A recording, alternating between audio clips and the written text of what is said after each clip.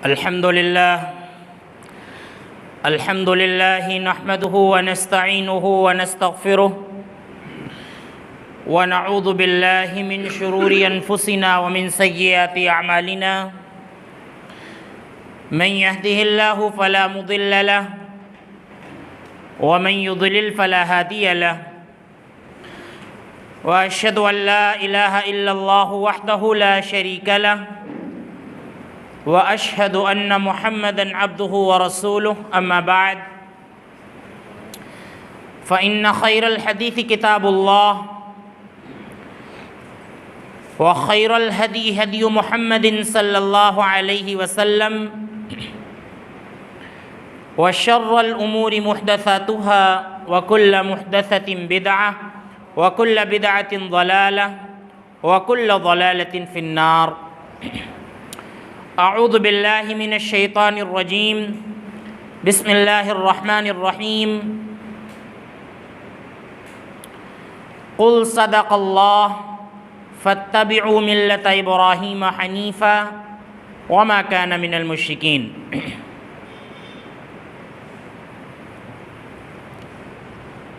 معزز اسلامی و دینی بھائیوں،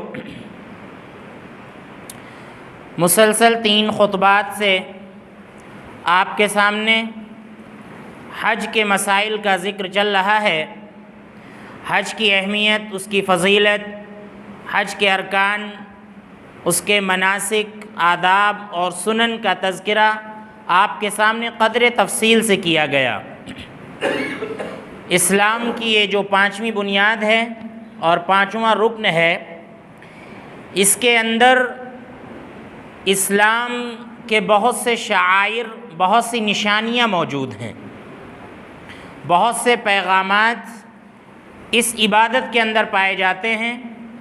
تو وہ پیغامات کیا ہیں، ان کو بھی سامنے لانا اور ان سے عبرت و نصیحت حاصل کرنا یہ ہم سب کے لیے ضروری ہے.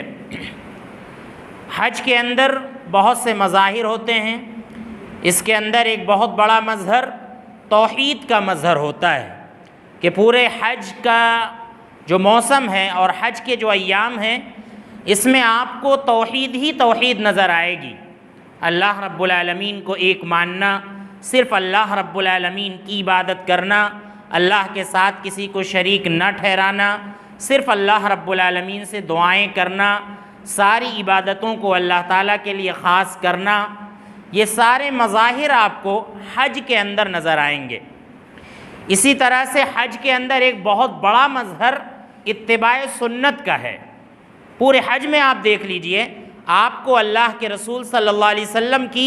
پیروی ہی نظر آئے گی، نبی صلی اللہ علیہ وسلم کی اتباع ہی نظر آئے گی. ایک تو پورا حج نبی صلی اللہ علیہ وسلم کے طریقے کے مطابق کیا جاتا ہے. اگر اس کے اندر نبی صلی اللہ علیہ وسلم کا طریقہ نہ ہو اور اپنی طرف سے آپ کوئی طریقہ ایجاد کر لیں تو اللہ رب العالمین کو پھر ہمارے حج کی ضرورت نہیں ہے، کیونکہ اصل یہ اللہ کے رسول صلی اللہ علیہ وسلم کی پیروی ہے. تو پورے حج میں ہم دیکھیں گے کہ اس میں اتباع ہی اتباع نظر آئے گی اور اللہ کے رسول صلی اللہ علیہ وسلم کی سنت کی پیروی ہی پیروی آپ کو نظر آئے گی. تو حج کے جو 2 عظیم مظاہر ہیں، ان کا ذکر ہم آپ کے سامنے کرنا چاہتے ہیں. ایک تو سب سے پہلے توحید، کہ حج میں کہاں کہاں اللہ رب العالمین نے توحید کا ذکر کیا ہے، اور سورۃ الحج جس میں اللہ رب العالمین نے حج کے احکام بیان کیے ہیں، اور کچھ احکام کا ذکر اللہ رب العالمین نے سورۃ البقرہ میں کیا ہے. تو ان میں کہاں اللہ رب العالمین نے توحید کا ذکر کیا ہے اور اللہ رب العالمین نے اس بات کا ذکر کیا ہے کہ صرف اللہ رب العالمین کی عبادت کی جائے اور صرف اللہ رب العالمین سے مانگا جائے، تمام عبادتوں کو صرف اور صرف اللہ رب العالمین کے لیے خاص کیا جائے. ان کا کہاں کہاں ذکر ہے، اس کا آپ کے سامنے ذکر آئے گا. تو آپ دیکھیے، حج کا تعلق یہ ابراہیم علیہ السلام سے ہے، ابراہیم علیہ السلام کی زندگی سے ہے، اور ہم سب کو اللہ رب العالمین نے ابراہیم علیہ السلام کی ملت کی پیروی کا حکم دیا ہے کہ ابراہیم علیہ السلام کی جو ملت تھی، ابراہیم علیہ السلام کی جو شریعت تھی، اس شریعت کی تم لوگ پیروی کرو. شریعت کا مطلب ابراہیم علیہ السلام کو اللہ رب العالمین نے یہ حکم دیا تھا کہ تمام معبودان باطلہ سے کٹ کر اور تمام خرافات بدعات سے کٹ کر یکسو ہو کر صرف اور صرف اللہ رب العالمین کی عبادت کی جائے۔ ابراہیم علیہ السلام کو ابو الانبیاء کہا جاتا ہے، نبیوں کا باپ کہا جاتا ہے ابراہیم علیہ السلام کو، اور توحید کا جو درس دیا ہے وہ اصل ابراہیم علیہ السلام ہی کی زندگی سے شروع ہوتا ہے۔ قرآن کریم کے اندر ابراہیم علیہ السلام کے واقعات بھرے ہوئے ہیں، ابراہیم علیہ السلام کی زندگی کا ذکر اللہ رب العالمین نے جا بجا قرآن کریم کے اندر کیا ہے۔ تو اللہ رب العالمین ابراہیم علیہ السلام کا ذکر کرتے ہوئے فرماتا ہے کہ ان ابراہیم کان امۃ قانتا للہ حنیفا، کہ ابراہیم علیہ السلام یہ تنہا امت تھے۔ اس کا مفہوم بیان کیا گیا ہے کہ یہاں پر امت جو ہے یہ امام کے معنی میں ہے، کہ ابراہیم علیہ السلام تمام لوگوں کی کیا تھے؟ امام تھے، پیشوا تھے۔ اور امت کا مطلب اگر لیں تو مطلب یہ ہوگا کہ ابراہیم علیہ السلام تنہا پوری امت تھے۔ کیوں؟ کیونکہ ان کے دور میں توحید صرف اور صرف انہی کے ہاں پائی جاتی تھی، شرک سے بیزاری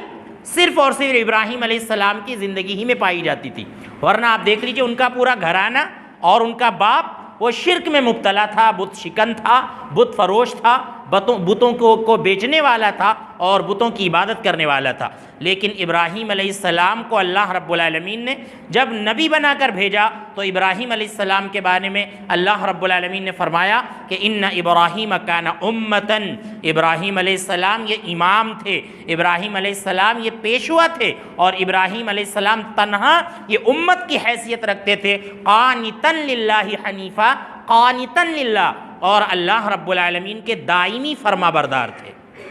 اللہ رب العالمین کے یہ فرما بردار تھے۔ حنیفہ، حنیفہ کا مطلب ہوتا ہے تمام معبودان باطلہ سے کٹ کر جو اللہ رب العالمین کی عبادت کرے، تمام بدعات، خرافات اور جتنی بھی شرک کی آلائشیں ہیں، جو شرک کی گندگیاں ہیں، ان سے کٹ کر صرف اور صرف ایک اللہ رب العالمین کی پرستش کرنا، ایسے شخص کو حنیف کہتے ہیں۔ تو اللہ رب العالمین نے ابراہیم علیہ السلام کو حنیف کہا ہے، ان ابراہیم کان امۃ قانتا للہ حنیفا ولم یک من المشرکین، اور ابراہیم علیہ السلام مشرک نہیں تھے۔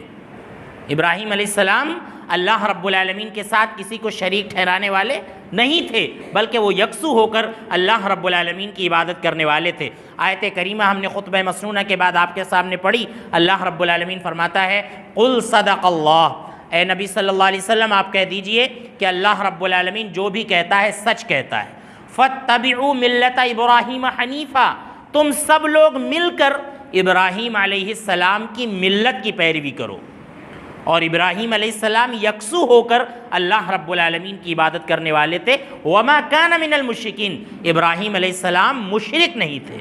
ابراہیم علیہ السلام مشرک نہیں تھے، شرک کرنے والے نہیں تھے، شرک کا ذرا بھی شائبہ ابراہیم علیہ السلام کی زندگی میں نہیں پایا جاتا تھا۔ آپ دیکھیں سورہ توبہ کے اندر اللہ رب العالمین نے بہت ہی واضح انداز میں کئی ایک آیات میں ذکر کیا ہے۔ اللہ رب العالمین فرماتا ہے کہ وَأَذَانٌ مِّنَ اللَّهِ وَرَسُولِهِ إِلَى النَّاسِ يَوْمَ الْحَجِّ الْأَكْبَرِ أَنَّ اللَّهَ بَرِيءٌ مِّنَ الْمُشْرِكِينَ وَرَسُولُهُ، کہ اللہ رب العالمین کی طرف سے اور اس کے رسول کی طرف سے حج کے موقع پر اور 10 ذی الحجہ کو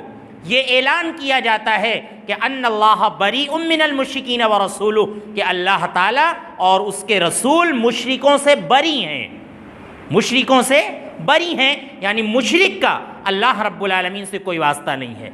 اور اللہ رب العالمین کا مشرک سے کوئی واسطہ نہیں ہے۔ اور جیسا کہ حدیث قدسی میں اللہ کے نبی صلی اللہ علیہ وسلم فرماتے ہیں کہ اللہ تعالیٰ کہتا ہے کہ اگر بنی آدم یعنی آدم کا بیٹا اگر زمین و آسمان بھر کر ہمارے پاس گناہ لے کر آئے تو میں اس بات پر قادر ہوں اور مجھے کوئی وہ محسوس نہیں ہوگا کہ ہم اس کے گناہوں کو معاف نہ کریں، اس کے تمام گناہوں کو معاف کر دیں گے۔ آسمان و زمین کے برابر بھی اگر وہ گناہ ہمارے سامنے لے کر آتا ہے تو ہم اس کے گناہوں کو معاف کر دیں گے، لیکن اگر کوئی مجھ سے اس حال میں ملا کہ وہ میرے ساتھ کسی کو شریک ٹھہراتا تھا، میرے ساتھ کسی کو شریک کرتا تھا، تو اللہ رب العالمین کہتا ہے ترکتہ وشرکہ، میں اس کو بھی چھوڑ دوں گا اور اس کے ساتھ اس کے شرک کو بھی چھوڑ دوں گا۔ کہ تو نے جس کو شریک ٹھہرایا تھا، تو جس کی پرستش کرتا تھا، جس سے تو اللہ رب العالمین کو چھوڑ کر مدد مانگتا تھا اور جس کے لیے سجدہ کرتا تھا اور جس سے دعائیں کرتا تھا، آج تو اسی سے جا کر سب کچھ مانگ لے۔ آج تیرے لیے میرے پاس کچھ نہیں ہے۔ تو اللہ رب العالمین نے اس کا اعلان سورہ توبہ کے اندر کیا ہے کہ وَأَذَانٌ مِّنَ اللَّهِ وَرَسُولِهِ إِلَى النَّاسِ يَوْمَ الْحَجِّ الْأَكْبَرِ أَنَّ اللَّهَ بَرِيءٌ مِّنَ الْمُشْرِكِينَ وَرَسُولُهُ کہ حج کے موقع پر یہ اعلان کیا جاتا ہے، لوگوں کے لیے یہ اعلان ہے کہ اللہ تعالیٰ اور اس کے رسول مشرکوں سے بری ہیں۔ اللہ رب العالمین کے ساتھ جو بھی کسی کو شریک ٹھہرائے، ایسے لوگوں کا اللہ رب العالمین کے ساتھ کوئی واسطہ نہیں ہے۔ آپ دیکھیں سورۃ الحج کے اندر اللہ رب العالمین نے ذکر کیا کہ فَاجْتَنِبُوا الرِّجْسَ مِنَ الْأَوْثَانِ وَاجْتَنِبُوا قَوْلَ الزُّورِ کہ اے لوگو بتوں کی گندگیوں سے بچو۔ سورۃ الحج میں اللہ رب العالمین نے ذکر کیا ہے بتوں کی گندگیوں سے بچو۔ اللہ رب العالمین نے آگے کہا کہ وَاجْتَنِبُوا قَوْلَ الزُّورِ اور جھوٹ بات کہنے سے بچو، جھوٹی گواہی دینے سے بچو۔ اللہ رب العالمین نے آگے ذکر کیا حنفاء للہ غیر مشرکین بھی کہ حج کے یہ جو سارے ارکان ادا کیے جائیں گے، حج کے اندر جو بھی کام کیے جائیں گے، سارے کے سارے کام یہ اللہ رب العالمین کے ساتھ خاص کیے جائیں گے۔ حنفاء للہ غیر مشرکین بھی، اور اللہ رب العالمین کے ساتھ کسی کو شریک نہیں ٹھہرایا جائے گا۔ اللہ رب العالمین نے آگے ذکر کیا کہ وَمَن يُشْرِكْ بِاللَّهِ فَكَأَنَّمَا خَرَّ مِنَ السَّمَاءِ فَتَخْطَفُهُ الطَّيْرُ أَوْ تَهْوِي بِهِ الرِّيحُ فِي مَكَانٍ سَحِيقٍ۔ اللہ رب العالمین فرماتا ہے شرک کرنے والے کے بارے میں کہ جو اللہ رب العالمین کے ساتھ شرک کرتا ہے، اس کی حیثیت ایسی ہو جاتی ہے کہ گویا وہ آسمان سے گر گیا اور کسی پرندے نے اس کو اچک لیا اور کہیں لے جا کر اس کو دور دراز کے مقام میں پھینک دیا، یعنی اس کی کوئی حیثیت نہیں۔ شرک کرنے والے کی اللہ رب العالمین کے یہاں کوئی حیثیت نہیں۔ تو حج کے ارکان کا ذکر کرنے کے بعد، حج کے مناسک کا ذکر کرنے کے بعد اللہ رب العالمین نے ذکر کیا کہ مشرک کی حیثیت اتنی ہی ہے کہ وہ آسمان سے گرے اور اس کو کوئی پرندہ اچک لے اور لے جا کر کہیں دور دراز کے مقام میں پھینک دے، اس کی کوئی حیثیت نہیں ہوتی، اس کا کوئی مقام و مرتبہ نہیں ہوتا۔ آپ دیکھیے خانہ کعبہ کی جب تعمیر ہوئی، آیت کا ذکر آپ کے سامنے آ چکا ہے، خانہ کعبہ کی جب تعمیر ہوئی اور ابراہیم علیہ السلام کو جب اللہ رب العالمین نے خانہ کعبہ کی جگہ کی نشاندہی کرائی، اللہ رب العالمین نے اس کا ذکر قرآن کریم کے اندر کیا کہ وَإِذْ بَوَّأْنَا لِإِبْرَاهِيمَ مَكَانَ الْبَيْتِ أَلَّا تُشْرِكْ بِي شَيْئًا کہ جب ہم نے ابراہیم علیہ السلام کے لیے خانہ کعبہ کی جگہ کی نشاندہی کی کہ خانہ کعبہ کی جو جگہ تھی وہ مٹ چکی تھی، طوفان نوح میں وہ جگہ مٹ چکی تھی، تو اللہ رب العالمین نے ابراہیم علیہ السلام کو دوبارہ بتلایا کہ خانہ کعبہ کا یہ دائرہ ہے، خانہ کعبہ کی بنیادیں یہاں پر تھیں، لہذا یہیں پر کیا ہے بنیادوں کو بلند کیا جائے۔ تو اللہ رب العالمین نے اس کا ذکر کرتے ہوئے فرمایا کہ وہ جو بنیادیں بلند کرنے کا جو مقصد تھا وہ کیا تھا کہ اللہ تشرک بی شیئا کہ اے ابراہیم تم میرے ساتھ کسی کو شریک نہ ٹھہرانا۔ یہ خانہ کعبہ کی تعمیر کا مقصد اللہ رب العالمین نے بیان فرمایا ہے کہ خانہ کعبہ جو ہے یہ مرکز توحید ہے،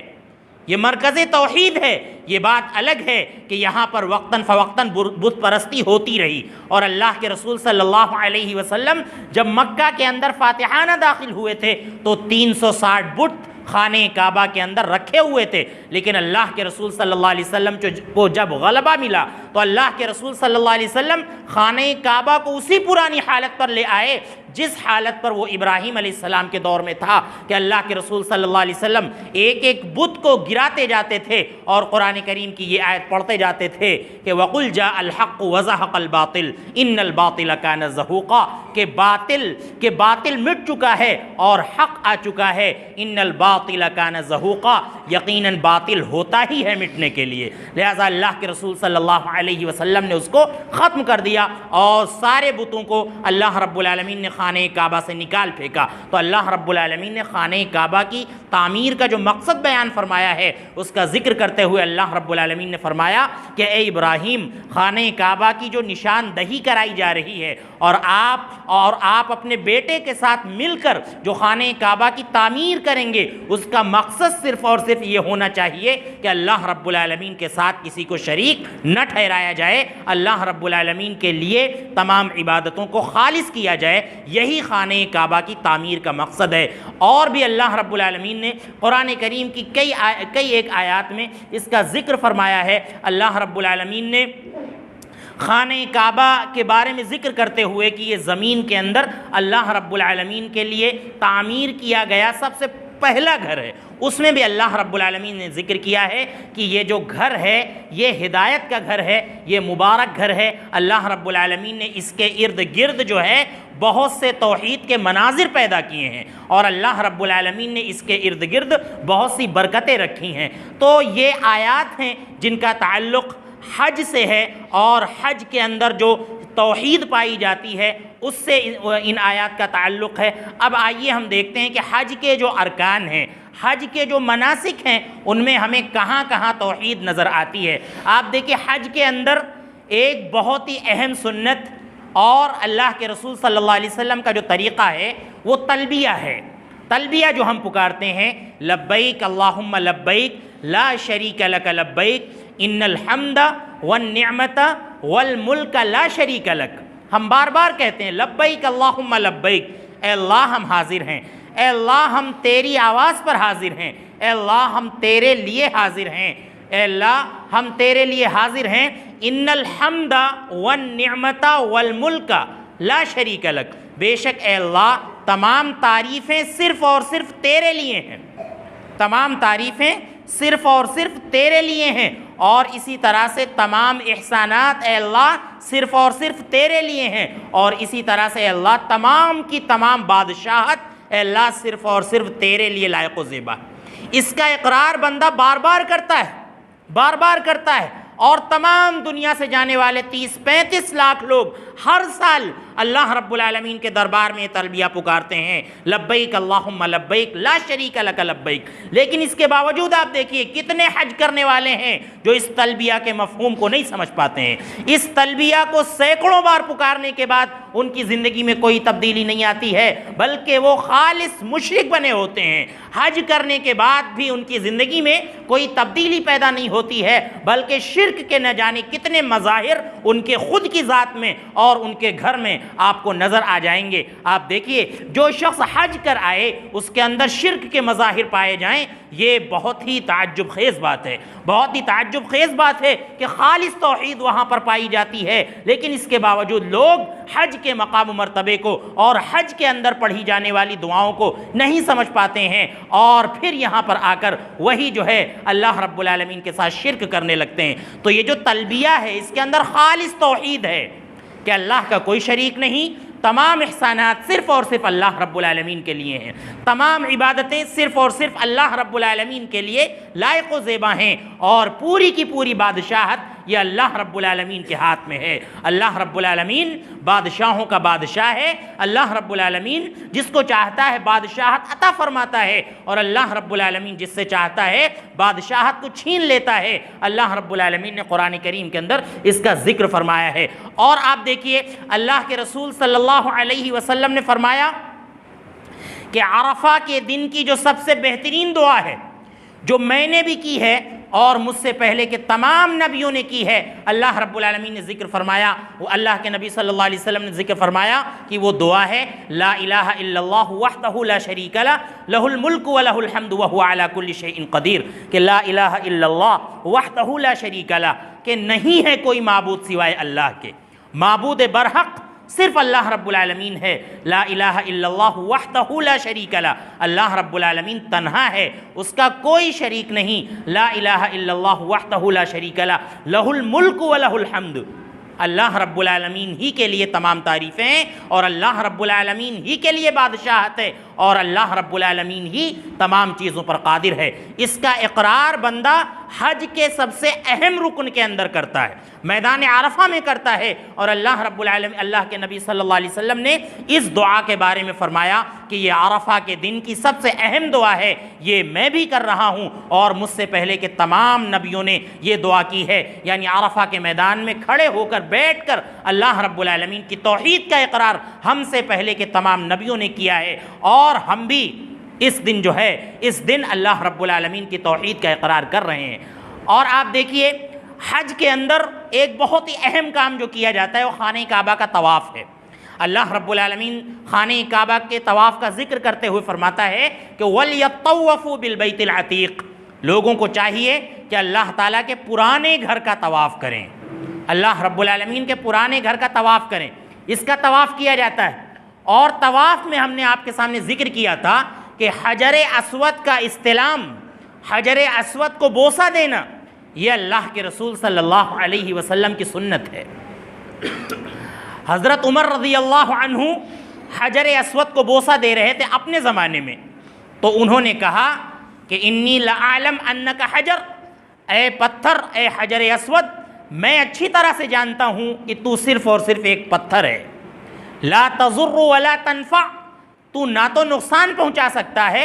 اور نہ تو نفع پہنچا سکتا ہے۔ وَلَوْلَا أَنِّي رَأَيْتُ رَسُولَ اللَّهِ صلی اللہ علیہ وسلم يُقَبِّلُكَ مَا قَبَّلْتُكَ، اگر میں نے اللہ کے رسول صلی اللہ علیہ وسلم کو تجھے بوسہ دیتے ہوئے نہ دیکھا ہوتا، مَا قَبَّلْتُكَ، تو میں بھی تجھے بوسہ نہ دیتا۔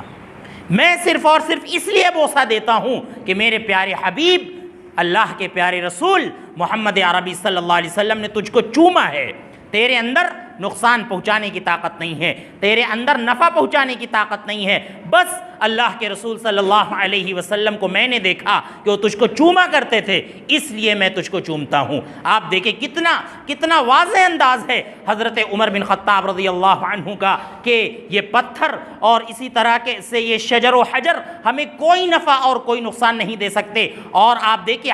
حضرت عمر ہی رضی اللہ عنہ کا واقعہ ہے کہ وہ درخت جس کے نیچے بیٹھ کر اللہ کے رسول صلی اللہ علیہ وسلم نے بیعت کی تھی، جس کو بیعت رضوان کہتے ہیں، اس درخت کو حضرت عمر بن خطاب رضی اللہ عنہ نے جڑ سے کٹوا کر پھینک دیا تھا، اس کو کٹوا کر پھینک دیا تھا، صرف اور صرف اس لیے کہ مبادا کہیں لوگ یہاں پر آ کر شرک نہ کرنے لگیں۔ اور حالانکہ صحابہ کرام کوئی غلط کام وہاں پر نہیں کرتے تھے، بس جا کر وہاں پر صحابہ کرام 2 رکعت نماز پڑھنے لگے تھے، بس یہ صحابہ کرام کرنے لگے تھے، اور وہ بھی صرف اللہ کے لیے کرتے تھے۔ اور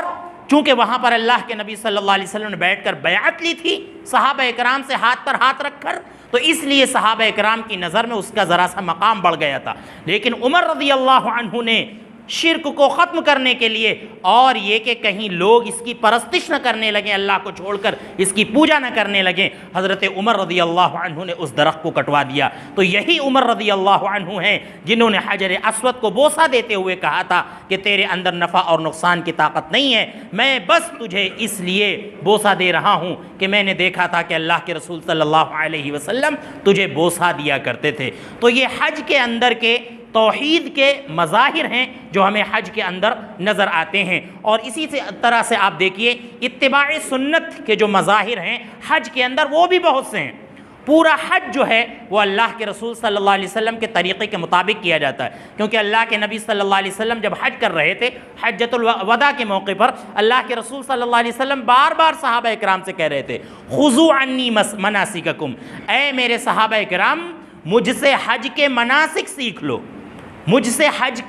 کا طریقہ سیکھ لو۔ جس طرح سے اللہ کے نبی صلی اللہ علیہ وسلم نے نماز کے بارے میں کہا کہ صلو کما رأیتمونی اصلی، نماز تم لوگ اسی طرح سے پڑھو جس طرح سے مجھے پڑھتے ہوئے دیکھتے ہو۔ اسی طرح اللہ کے رسول صلی اللہ علیہ وسلم حج کے ارکان کو ادا کر رہے تھے، حج کی سنتوں کو، حج کے واجبات کو ادا کر رہے تھے، اور اللہ کے رسول صلی اللہ علیہ وسلم بار بار یہ کہہ رہے تھے خذوا عنی مناسککم، لہذا اے مسلمانوں مجھ سے تم حج کے مسائل، حج کے مناسک سیکھ لو۔ آپ دیکھیں پورا کا پورا جو حج کیا جاتا ہے یہ اللہ کے رسول صلی اللہ علیہ وسلم کے طریقے کے مطابق کیا جاتا ہے۔ اسی طرح سے آپ دیکھیے ہم نے آپ کو بتلایا تھا کہ جب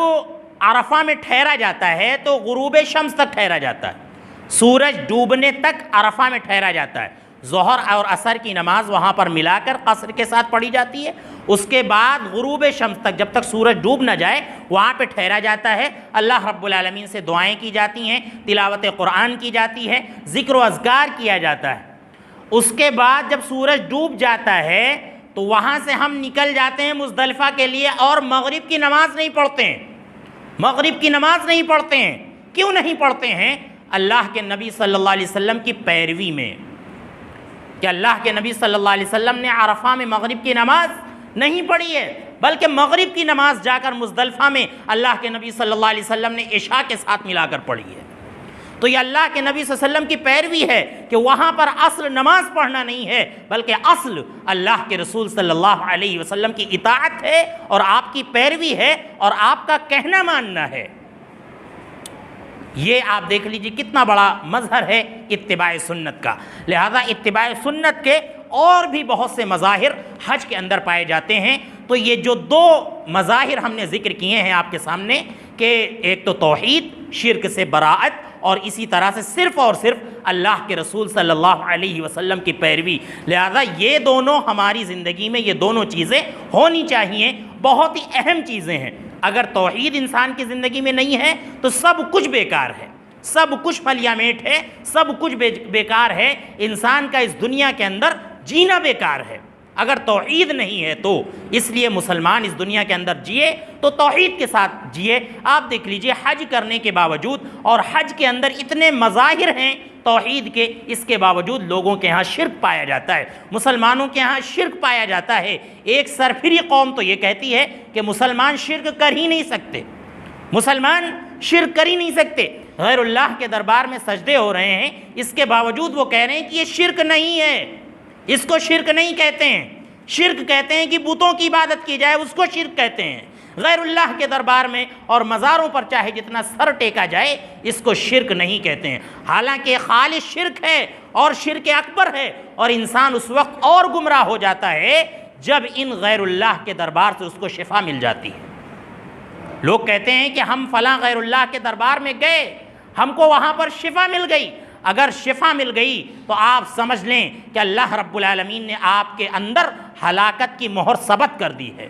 آپ کو اللہ نے پورے طور پر ہلاک کر دیا ہے، کیونکہ اللہ رب العالمین ذکر کرتے ہوئے فرماتا ہے کہ وَمَن يُشَاقِقِ الرَّسُولِ مِن بَعْدِ مَا تَبَيَّنَ لَهُ الْهُدَى وَيَتَّبِعْ غَيْرَ سَبِيلِ الْمُؤْمِنِينَ نُوَلِّهِ مَا تَوَلَّى وَنُصْلِهِ جَهَنَّمَ وَسَاءَتْ مَصِيرًا، کہ جو ہدایت واضح ہونے کے باوجود اللہ کی اور اس کے رسول کی نافرمانی کرتا ہے، اللہ رب العالمین فرماتا ہے کہ وہ جدھر جاتا ہے ہم اس کو ادھر جانے دیتے ہیں۔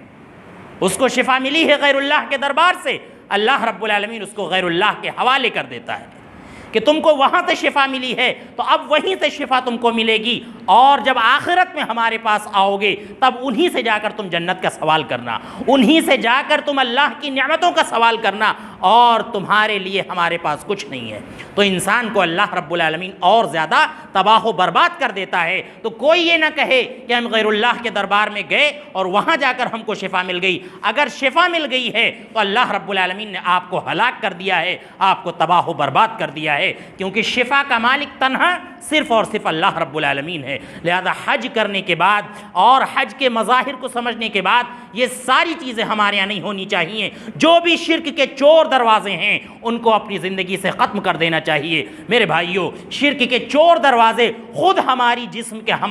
کے اندر ہوتے ہیں، لہذا ان کو بھی آپ نکال پھینکیں۔ تعویذ گنڈا اور بچے کی کمر میں چھوٹا سا چاقو، اور اسی طرح سے ہاتھ میں جو دھاگا بندھا ہوتا ہے کسی بھی قسم کا، یہ سارے دھاگے جو ہیں یہ شرک ہیں۔ اللہ کے رسول صلی اللہ علیہ وسلم نے فرمایا کہ من تعلق تمیمۃ فقد اشرک، کہ جس نے تعویذ لٹکایا اس نے شرک کیا۔ اور ایک صحابی کو اللہ کے نبی صلی اللہ علیہ وسلم دیکھا کہ انہوں نے ایک پیلا کڑا پہن رکھا تھا۔ صحابی سے پوچھا اللہ کے نبی صلی اللہ علیہ وسلم نے کہ ما ہذہ، یہ کیا ہے؟ تو انہوں نے کہا کہ من الواہنہ، ہم نے ایک بیماری کی وجہ سے اس کو پہن رکھا ہے۔ اللہ کے نبی صلی اللہ علیہ وسلم نے فرمایا انزعھا عنک، کہ اس کو تم نکال پھینکو اور یہ یا لا تزیدک الا وہنن، یہ تمہاری بیماری کو اور بڑھا دے گا، اور اگر تم اسی حال میں مر گئے، یہ تمہارے ہاتھ میں بندھا ہوا تھا، ما افلحت ابدا، تم کبھی کامیاب نہ ہو پاؤ گے۔ اللہ رب العالمین تم کو کبھی کامیاب نہیں کرے گا۔ لہذا ان تمام چیزوں سے اجتناب کریں۔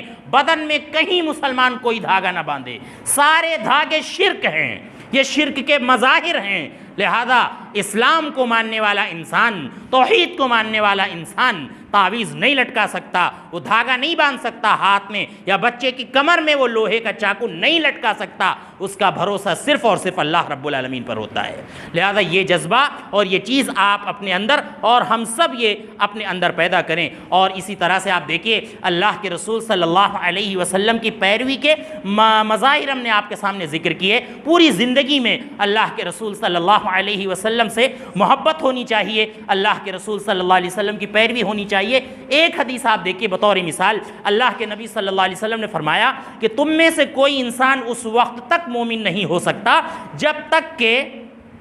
وہ اپنے بھائی کے لیے وہی پسند نہ کرے جو وہ اپنے لیے پسند کرتا ہے۔ اس کا مفہوم ہم یہ سمجھتے ہیں کہ ہم جو کھا رہے ہیں وہی اپنے بھائی کو کھلائیں، ہم جو پہن رہے ہیں وہی اپنے بھائی کو پہنائیں۔ تو اس کے مفہوم کو ہم نے محدود کر دیا ہے۔ اس کا مفہوم میرے بھائیوں محدود نہیں ہے، بڑا وسیع مفہوم ہے۔ اس کا یہ بھی مفہوم ہے کہ آپ پسند کرتے ہیں کہ ہماری عزت محفوظ ہو، آپ پسند کرتے ہیں کہ ہمارے گھر کی بہن بیٹیوں کی عزتیں محفوظ ہوں، ہمارے گھر کی بہن بیٹیوں پر اور بہوؤں پر کوئی غلط نظر نہ ڈالے، تو آپ دوسرے مسلمان بھائی کے لیے بھی یہی پسند کریں کہ ہم بھی کسی کی بہن پر، کسی کی بیٹی پر ہم غلط نظر نہیں ڈالیں گے۔ تمام امت کی مائیں اور بہنیں ہماری ماں اور بہنوں کی طرح ہیں۔ لہذا یہ جب آپ اپنے لیے پسند کرتے ہیں تو دوسروں کے لیے بھی یہی پسند کریں۔ یہ آج بہت بڑا فتنہ ہے، خود آپ دیکھ لیجئے امت کی مائیں اور بہنیں خود مسلم امت کے افراد سے محفوظ نہیں ہیں۔ یہ بہت بڑا المیہ ہے۔ لہذا امت کی ماں اور بہنوں کی حفاظت کرنا ہم تمام مسلمانوں کی ذمہ داری ہے، اور یہی اللہ کے رسول صلی اللہ علیہ وسلم کی پیروی ہے، اور یہی اللہ کے رسول صلی اللہ علیہ وسلم کا پیغام ہے۔ اگر زندگی رہی تو انشاءاللہ اگلے خطبہ جمعہ میں اللہ کے رسول صلی اللہ علیہ وسلم نے حجۃ الوداع کے موقع پر جو خطبہ دیا تھا، انشاءاللہ وہ خطبہ آپ کے سامنے پیش ہوگا، اور اللہ کے رسول صلی اللہ علیہ وسلم نے اس میں جو اہم باتیں بیان فرمائی تھیں انشاءاللہ ان کا ذکر آپ کے سامنے ہوگا۔ اللہ رب العزت ہمیں ان باتوں پر عمل کرنے کی توفیق عطا فرمائے۔ اللہ رب العالمین ہمیں پوری زندگی توحید پر گزارنے کی توفیق عطا فرمائے۔ اللہ رب العالمین ہم سب کو شرک و بدعات سے محفوظ فرمائے۔ اللہ رب العالمین ہم سب کو نبی صلی اللہ علیہ وسلم کی خالص اتباع کرنے کی توفیق عطا فرمائے۔ اللہ رب العالمین ہم سب کو استقامت عطا فرمائے۔ اے اللہ جن بھائیوں نے دعا کی گزارش کی ہے ان کی تمام جائز تمناؤں کو قبول فرما۔ اگر وہ بیمار ہیں تو انہیں شفائے کاملہ عاجلہ عطا فرما۔ کچھ بھائیوں نے خصوصی دعا کی گزارش کی ہے، ایک شریف صاحب ہیں اور ایک کمال صاحب ہیں، یہ بیمار ہیں اور اسپتال میں زیر علاج ہیں۔ آپ دعا کریں کہ اللہ رب العالمین ان دونوں بھائیوں کے ساتھ خیر کا معاملہ کرے اور انہیں شفائے کاملہ عاجلہ عطا فرمائے۔ اے اللہ ہمارے والدین پر رحم فرما، اے اللہ ہمارے بوڑھے لوگوں پر رحم فرما، اے اللہ تمام مسلمانان عالم پر رحم فرما، اے اللہ ہم پر بارش کا نزول فرما، اے اللہ باران رحمت کا نزول فرما۔ اے اللہ جب تک ہمیں اس دنیا میں رکھ ایمان کی حالت میں رکھ، جب ہمارا خاتمہ ہو ایمان کی حالت میں ہو۔ آمین۔ وآخر دعوانا ان الحمد للہ رب العالمین۔